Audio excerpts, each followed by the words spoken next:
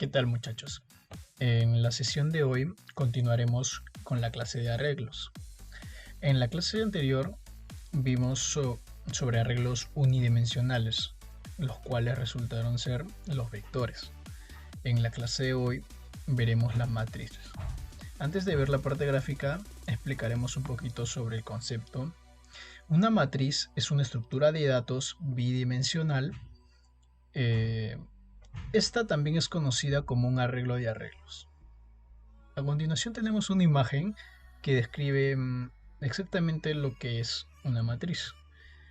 Eh, es, Podríamos decir que es un vector que dentro de cada posición tiene otro vector. Entonces, en la clase anterior vimos vectores que contenían un dato. En este caso nosotros tenemos un vector que en lugar de un dato contiene otro vector. Ok, vamos a ver cómo se ve gráficamente. Lo que tenemos o lo que debemos imaginar cuando hablamos de una matriz es una malla en la que en cada espacio encontramos un dato. Esta también tiene, esta se representa de la siguiente manera. Tiene un nombre, así como en el ejemplo, y tiene un número de filas y un número de columnas. Entonces, si decimos que tenemos una matriz llamada B de 3 por 4, podemos imaginar lo siguiente. Una matriz que tiene 3 filas, 1, 2, 3, por 4 columnas. Y esto es correcto. Pero nuevamente, cuando hablamos de una computadora, tenemos que empezar a pensar desde cero. Entonces lo que deberíamos ver es lo siguiente. Debemos ver, cuando hablamos de una matriz de 3 por 4, una matriz que tiene 3 filas, pero empezando a contar desde 0. Entonces tendríamos la posición 0, 1 y 2, y por el lado de las columnas 0, 1, 2 y 3, que vendrían a ser una matriz de 3 por 4. En el ejemplo podemos ver que cuando nos piden hallar un dato de la matriz, tenemos que fijarnos en su fila y en su columna. Entonces, si yo quisiera ver el primer dato, el que se encuentra en la esquina superior izquierda, tendría que hacer referencia al punto 0 y al punto 0. Entonces, la fila 0 y la columna 0 me dan la posición del 1.2.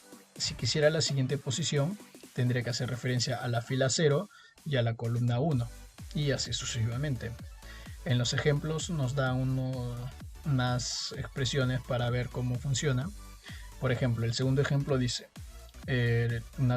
la fila 2 por la columna 1. Entonces tendré que ir a la fila 2, que es la última, por la columna 1, que es la segunda columna, y nos muestra el 24.8. Entonces, así es así como funciona una matriz. Ahora, para, para continuar y entender mejor, vamos a ir al NetBeans. Aquí, como podemos ver, vamos a continuar trabajando con la misma clase de la sesión pasada. Entonces lo que he hecho es comentar nuestro vector que habíamos armado para a partir de este empezar a realizar nuestra matriz y poder entender cuál es la diferencia entre un vector y una matriz. Entonces, vamos a usar el mismo método.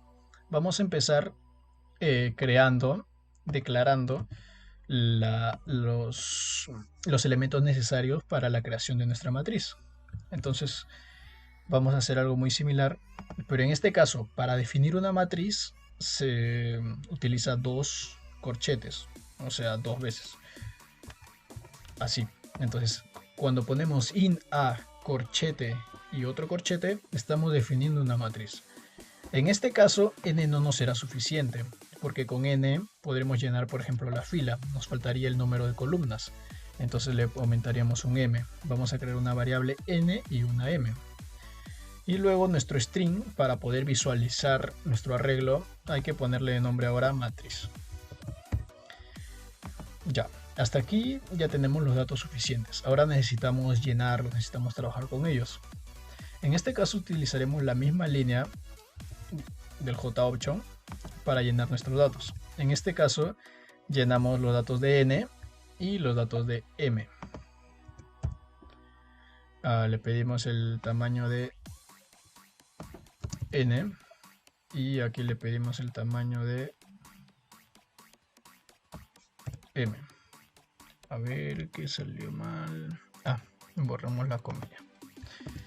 Ya, continuemos. Hasta aquí ya tenemos llenado los valores de n y m. Y ahora tenemos que definir la matriz. Y lo creamos con esta misma línea. Pero le aumentamos el corchete que falta, porque en este caso es una matriz, ya no es un vector. Y le ponemos el siguiente valor, que sería el valor de las columnas, el m. Ahora ya tenemos definida nuestra matriz y sus tamaños y sus dimensiones.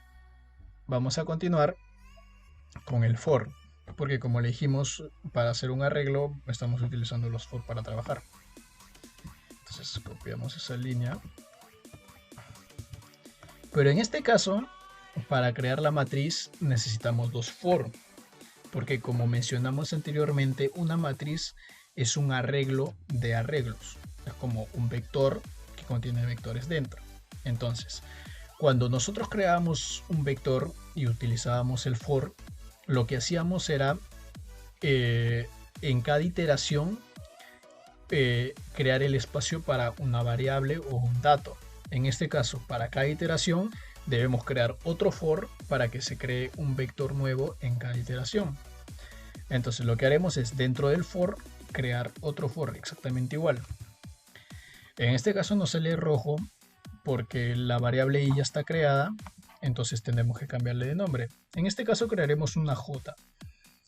Una j, esto es un nombre convencional, podría ser cualquiera, pero por lo general se utiliza la j para crear una matriz. Entonces cuando creamos el primer for se crea con i y el siguiente con j. Es solo por buenas prácticas, podrías ponerle cualquier nombre. Ahora, lo que falta es poner otros corchetes y ponerle el valor de j. Ahora, lo que nos falta es cambiarle aquí. En el anterior for era de i hasta n, en este caso el for que está dentro debería ser hasta el valor de m, porque para eso lo creamos, para cada fila. Entonces, lo que debemos entender es lo siguiente. La fila contaría como un vector y la m sería el vector que está dentro de cada posición de del vector n. A ver, para entenderlo mejor, vamos a seguir trabajando. Hasta el momento tenemos ya llenada nuestra matriz. Lo que vamos a hacer es buscar la manera de visualizarla, para lo cual utilizaremos casi el mismo código que usamos con el vector, a diferencia que tenemos que crear de igual manera dos for y tendremos que cambiar aquí j y aquí también j. Y como hicimos en el anterior caso, el j tendría que ser hasta el valor de m, que son las columnas. Ahora aquí buscaríamos, le pondremos el nombre de matriz, porque así se llama nuestro string, matriz. Y aquí le pondríamos unos corchetes más y dentro le pondríamos la j.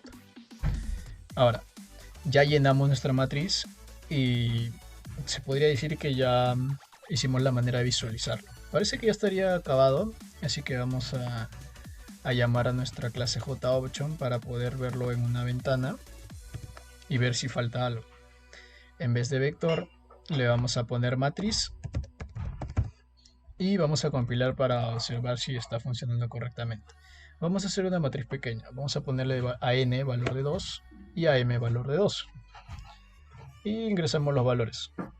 Tendría que pedirnos 4 valores, 1, 2, 3 y 4. Y lo que estamos viendo es un vector. ¿Pero por qué? Si nosotros hemos creado una matriz y la hemos llenado correctamente. Lo que pasa es que al momento de visualizar nuestra matriz, lo que estamos pidiendo es simplemente que se muestren nuestros valores. Pero lo que nosotros deberíamos hacer es crear un salto de línea al final de cada iteración del segundo for, al final de cada creación de datos, para nosotros poder ver la matriz en la forma de una matriz. Entonces lo que vamos a hacer es simplemente aumentar un salto de línea. Ahora lo hacemos. En el for que estamos usando para hacer la visualización, al final del for que está dentro, le vamos a crear, le vamos a poner un salto de línea. Entonces vamos a copiar ese código que está arribita, lo ponemos aquí y en lugar de esto le vamos a poner un salto de línea. ¿Y cómo se hace un salto de línea? Ponemos una barrita oblicua hacia la izquierda, seguida de una N. Con esto estamos creando un salto de línea. Estamos haciendo que después de cada iteración se cree un salto de línea para que cuando acabamos el primer dato, que es la fila, con cada columna, haga un salto de línea y pase a la siguiente fila con sus columnas y así sucesivamente. Vamos a ver cómo funciona.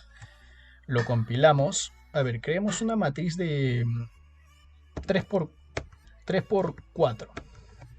En este caso vamos a ingresar 12 valores. Vamos a ingresar cualquier tipo de valor, simplemente para poder notar que está funcionando. Y lo que podemos ver es una matriz perfectamente hecha.